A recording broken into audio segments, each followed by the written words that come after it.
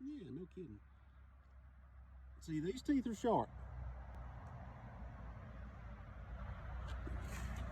Cutting good chips. Hold that. But I've got something to say. Sharpening a saw is not rocket science. According to what Oregon says, only every third tooth touches. You get your teeth sharp, then you put a raker gauge on, or depth gauge, and file your rakers down, and that sets the depth for your tooth.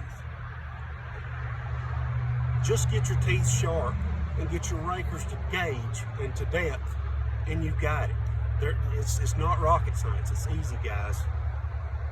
Just try it one time. Get a depth gauge and do your filing. Give that a try.